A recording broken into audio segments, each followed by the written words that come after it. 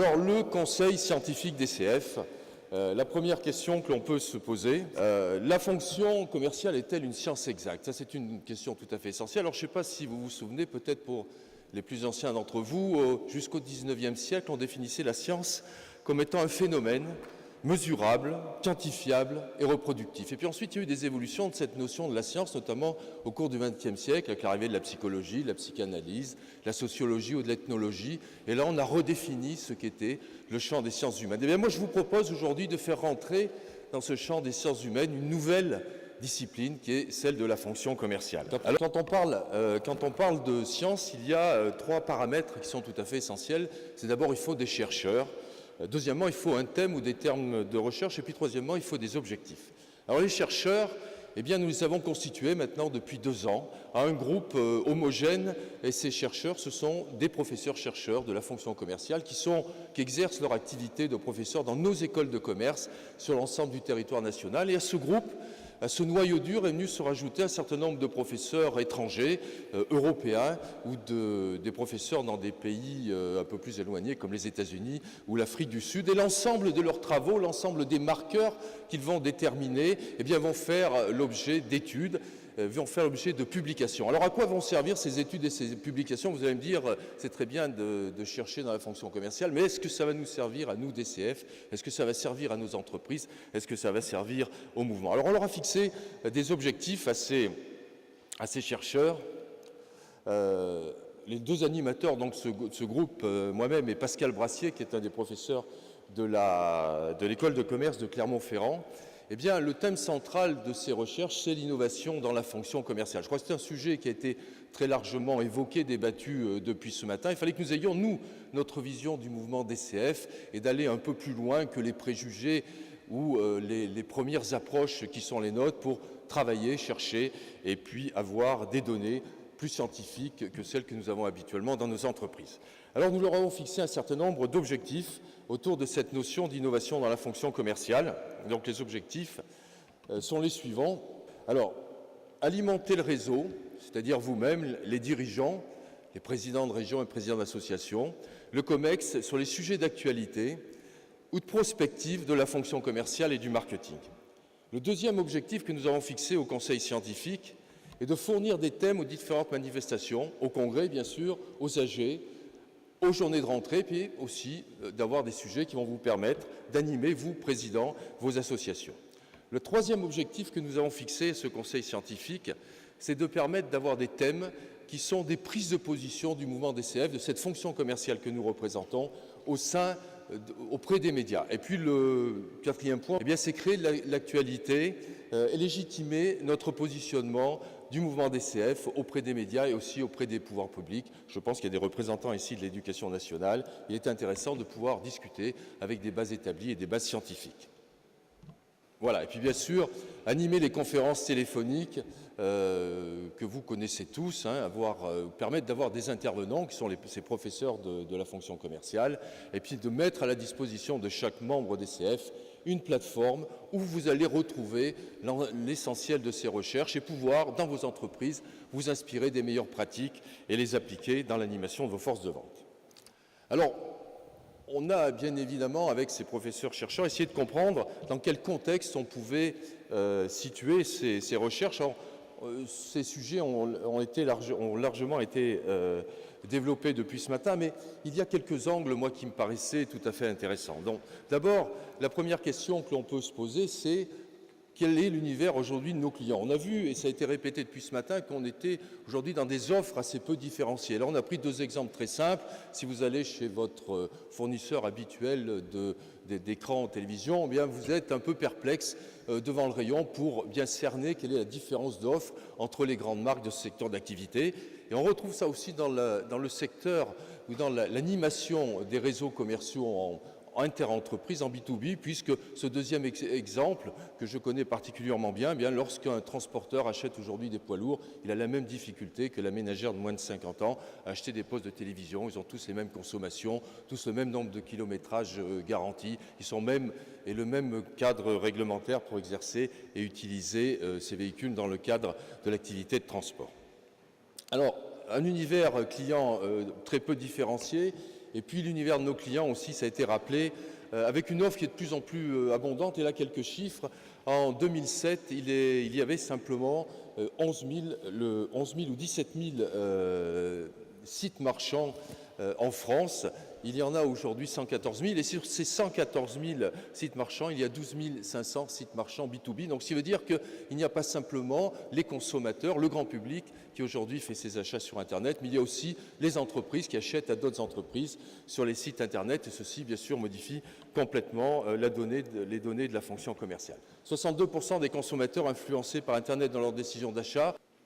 Un Français sur 4 émet un avis sur un produit, et là nous sommes toujours dans l'univers B2B, c'est-à-dire un chef d'entreprise sur 4 émet un avis sur le web, un avis critique qui va permettre à d'autres acheteurs de son secteur d'activité d'avoir des éléments discriminants avant de pouvoir signer les bons de commande. Et puis 20% des Français ont déjà recommandé un produit en ligne, ça veut dire que 20% des Français ont participé à la décision d'achat simplement par leur action sur Internet. Donc un monde en profonde mutation, et puis en profonde mutation aussi par l'utilisation des réseaux sociaux, que ce soit Facebook ou LinkedIn.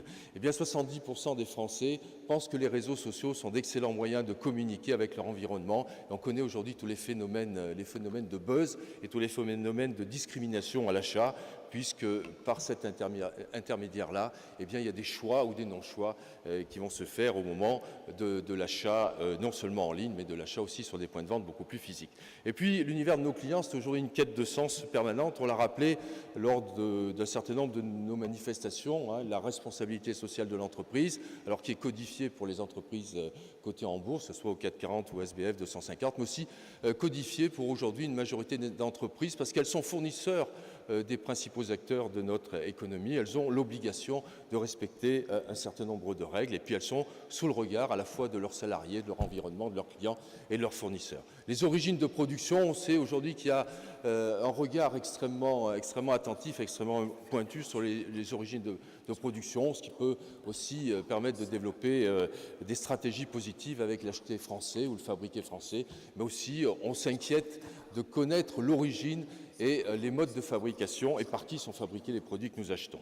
Et puis le troisième volet qui était aussi évoqué tout à l'heure, bien le développement durable qui devient une notion omniprésente et une attention particulière auprès de l'ensemble des consommateurs, qu'ils soient dans la relation consommateur B2C ou dans la relation inter-entreprise.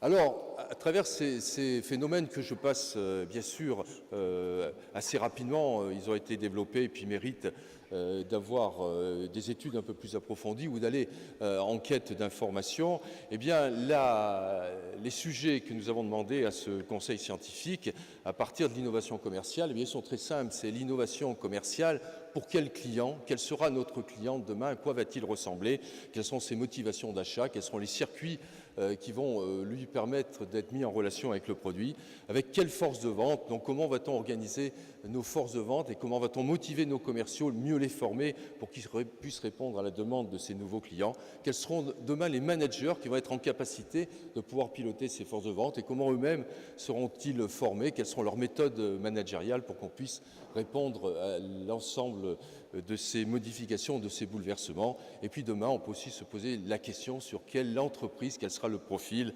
et la configuration de l'entreprise qui va pouvoir capter, développer une offre auprès de l'ensemble de ses clients. Alors, il y a déjà des pistes de travail, nous ne les avons pas inventées, elles existent. Ce qu'on a appelé l'expérience client, qui a été évoqué ce matin par Gérard Gaillard sur la notion de parcours client. L'expérience client est une notion qui va un petit peu plus loin puisqu'on la définit comme l'ensemble des émotions et sentiments ressentis par un client avant, pendant et après l'acte d'achat. Donc cette notion d'expérience client, eh bien, on la retrouve aujourd'hui dans la réalité de notre économie.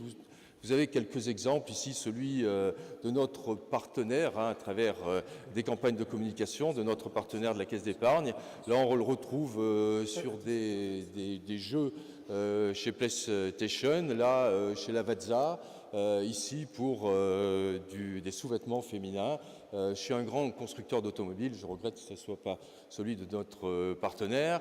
Et puis d'autres exemples que vous pouvez tous les jours découvrir dans vos médias, à la télévision ou sur Internet. Donc, on voit cette notion d'expérience client, cette notion de faire partager des émotions par les marques, par les entreprises aux clients, une notion qui est en train de s'installer de manière assez durable dans notre société, qui est reprise aujourd'hui par toutes les grandes marques du marché, quel que soit leur secteur d'activité.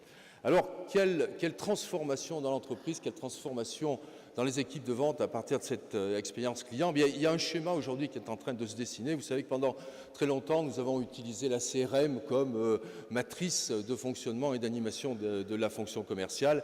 Et bien aujourd'hui, cette CRM se transforme pour devenir la CEM, qui est la Consumer Experience Management, avec des notions fondamentales qui vont bouleverser à la fois la relation, les modes de fonctionnement des commerciaux, mais aussi l'organisation de l'entreprise. Vous savez que dans la CRM, on est plutôt sur des valeurs fonctionnelles, les valeurs d'usage et leur mise en scène. On voit qu'à travers cette expérience client, on va bouleverser cette notion-là pour aller vers des valeurs beaucoup plus émotionnelles.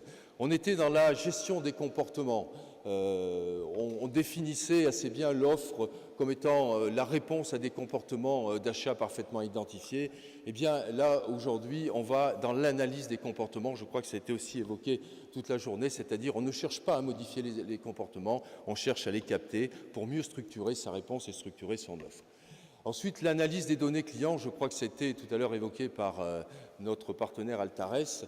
Eh bien, de cette analyse des données clients, eh bien, aujourd'hui, on va analyser le client dans son univers de consommation, dans son univers de vie, qu'il soit personnel, professionnel, ou dans ses engagements politiques ou caritatifs. Et puis, le troisième point, c'est que nous avons cherché, à travers la CRM, à augmenter les ventes de manière descendante.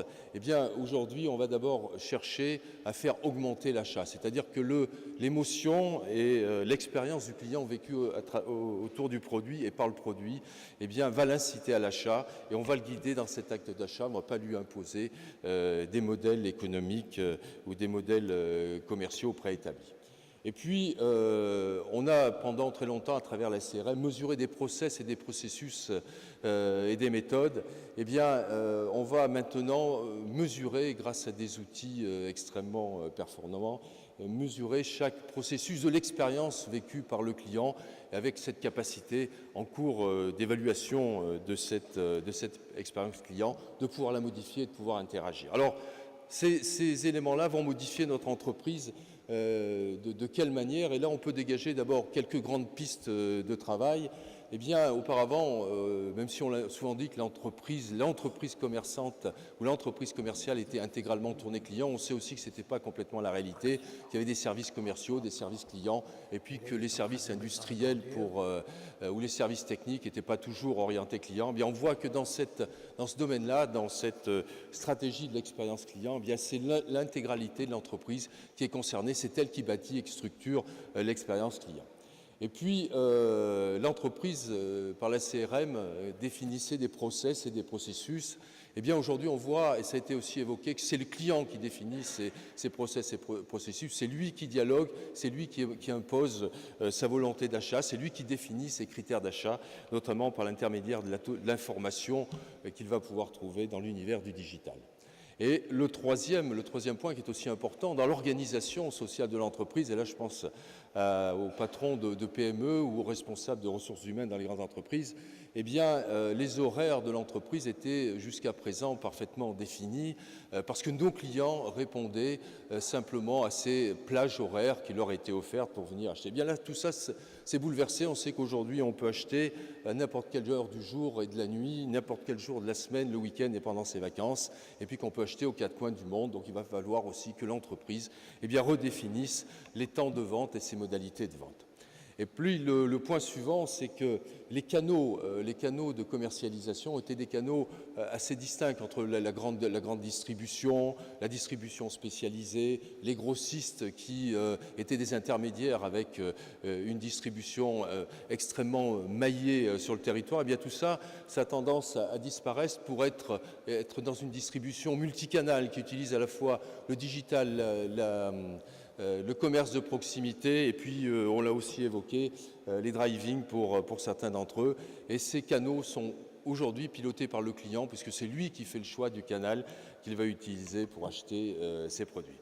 Et puis on a été pendant très longtemps dans une démarche transactionnelle. On a dit que la fonction commerciale était cette médiation entre une entreprise et un produit.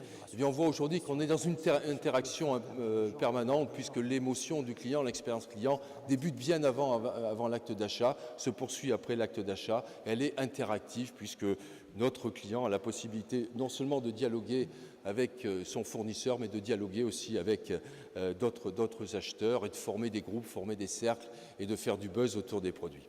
Et puis l'entreprise, elle a été pendant toutes ces années très recentrée sur elle-même, très égocentrique. Eh bien, avec cette notion d'expérience client, on a une entreprise qui est complètement tournée vers l'extérieur, puisque le client, lui, étant le centre de l'organisation, le client étant à l'extérieur de l'entreprise, eh bien, l'organisation de l'entreprise est aussi à l'extérieur de ces structures. Alors, on résume ça de manière assez rapide, donc par une modélisation. Je ne reprendrai pas les couleurs qui ont été bien sûr évoquées. Là, on voit que sur ce schéma-là, on retrouve à la fois, bien sûr, la communication, le marketing, l'organisation des points de vente et la relation commerciale, qui est un élément tout à fait important, parce que c'est à travers l'humain aussi qu'on va pouvoir bâtir cette expérience entre un produit, une marque et les consommateurs.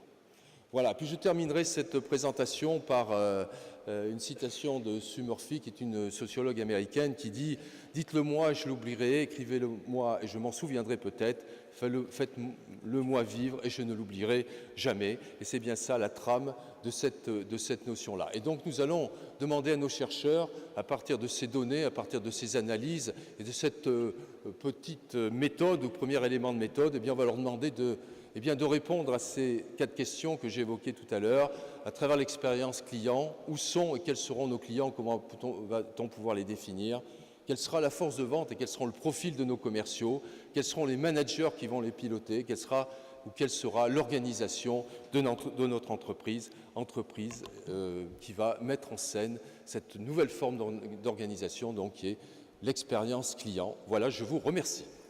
Jean-Pierre Arnaud.